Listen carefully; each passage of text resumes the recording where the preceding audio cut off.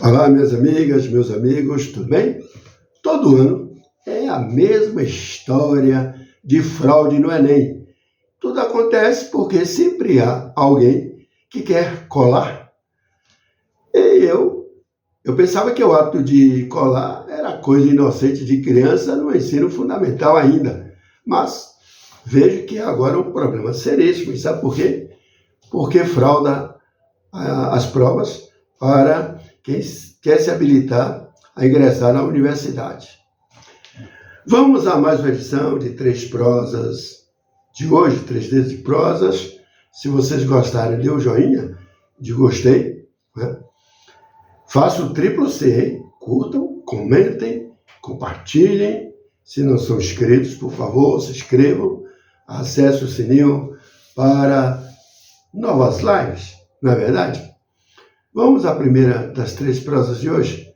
Os recentes protestos de moradores da faixa de Gaza contra o governo do Hamas mostram que a população realmente cansou do regime da agremiação terrorista que se aproveita da população em nome de uma tal luta contra Israel.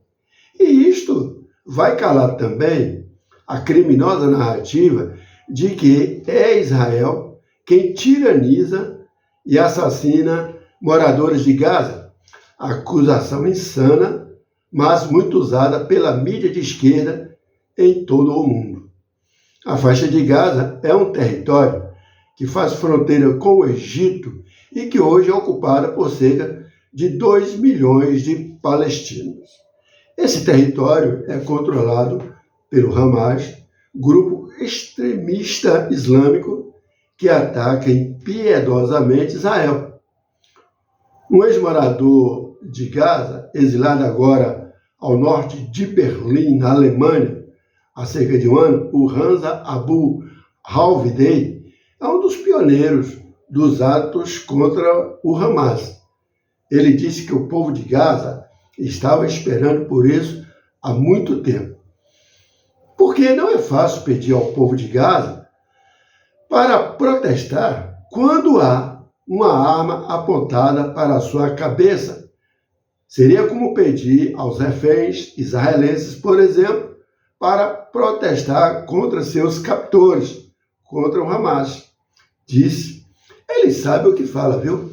Hoje, com 28 anos, integrou os primeiros protestos de 2019 e ajudou a organizar uma segunda rodada em 2023.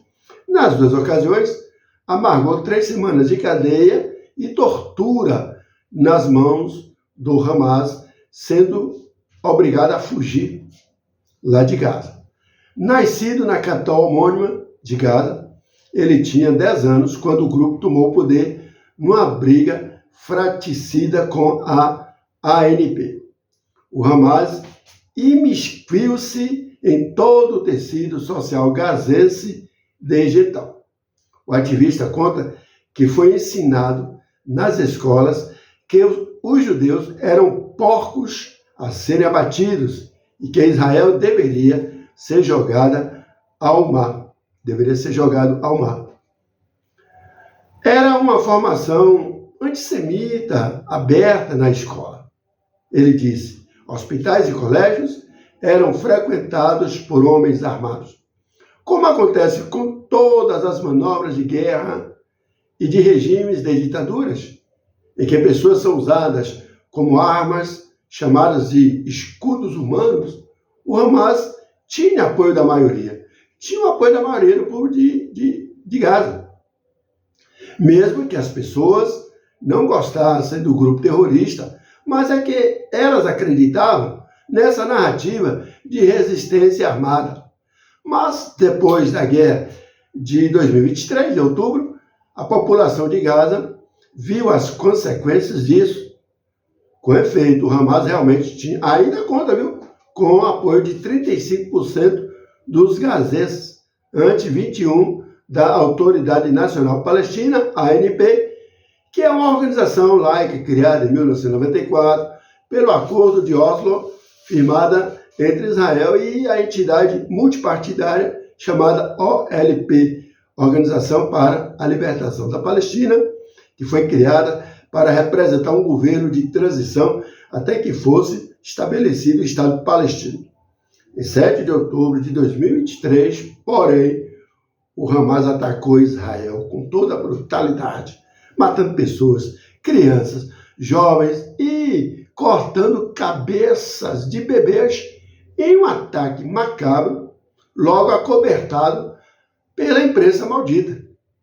Sobre este triste momento de guerra insana, o Hamza Abu fez a grande revelação que desmente a imprensa hamazista, que dizia que a população de Gaza conhecia sim a brutalidade do Hamas e que aprendeu a conviver com ela, mas nada como aquilo.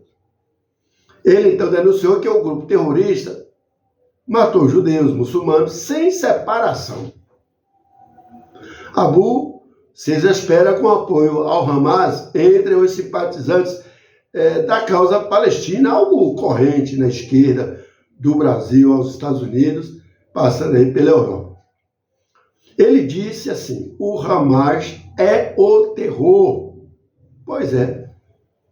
Mas, observe, gente, aqui no Brasil existe uma população de milhares de judeus, palestinos, comunidades de maioria dos países árabes convivendo em harmonia, em paz, sem conflitos religiosos de etnia, né? Enfim.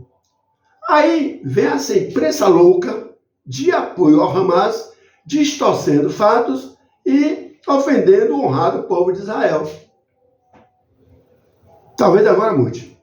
Vamos agora à prosa de número 2. O município de Lagoa Real pode sair prejudicado e ter sua captação de água para o abastecimento de toda a cidade. Pode ser que esse abastecimento seja cortado, literalmente. O mal-entendido entre o secretário de Agricultura e Recursos Hídricos de Guanambi, o senhor Vanderlei Florencio, e o governo do estado pode criar uma crise entre os dois e prejudicar outras cidades abastecidas pela barragem de Seraíma, principal fornecedora de água para várias localidades em torno de Guanambi, como por exemplo Lagoa Real.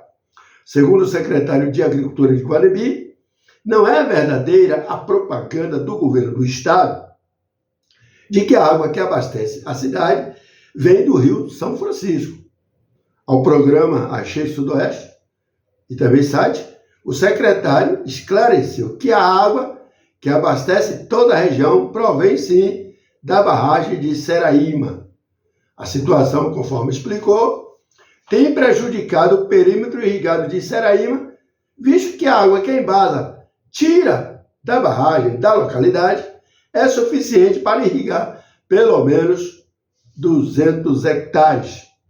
Os produtores da região estão sendo prejudicados e o secretário de Guanambi está tentando negociar com o governo do estado a suspensão da retirada da água da barragem por parte da Embasa, principalmente nesse período crítico de seca. O secretário de Agricultura apontou que a Embasa dispõe de outras alternativas, enquanto os produtores rurais daquela região não têm. Eles contam apenas com a barragem de Seraíma. Problemão e um verdadeiro mico para a publicidade governista. Não é verdade? Vamos agora à prosa de número 3, a última. A Agência Nacional de Vigilância Sanitária, Anvisa, fará uma consulta pública com o objetivo de revisar a regulamentação que trata de produtos derivados da cannabis, planta popularmente conhecida como maconha. A consulta foi aprovada quinta-feira, agora, dia 26, pela diretoria colegiada da agência. A expectativa é que ela seja publicada nos próximos dias com um link online por meio do qual será possível aos interessados apresentarem propostas de contribuições.